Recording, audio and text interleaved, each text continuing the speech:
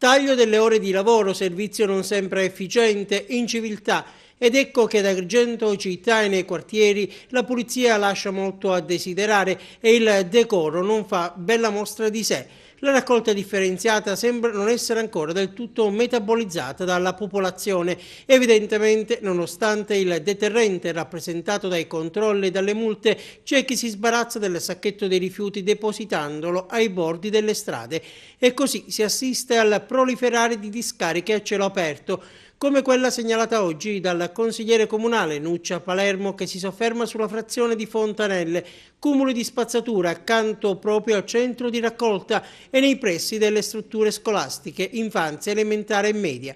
Sono rammaricata, scrive in una nota l'inquilina di Aula Sollano, per la risposta indisponente che ho ricevuto da un addetto ai lavori. Questo signore, che è uno dei responsabili delle ditte appaltatrici del servizio, racconta Nuccia Palermo, mi ha liquidata con una frase troppe volte sentita: siamo ad Agrigento e non a Varese, segnali.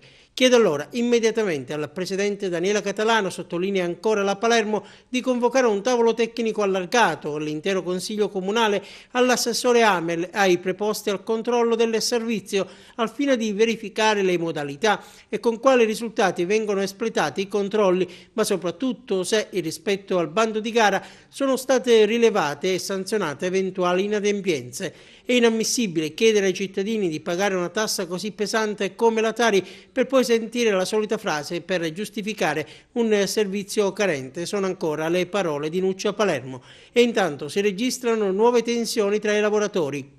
Dopodomani gli operatori hanno annunciato la volontà di incrociare le braccia durante le ultime 2 ore del servizio di raccolta dell'indifferenziato per svolgere un'assemblea durante la quale, è stato già comunicato, verranno valutate le iniziative di protesta da adottare.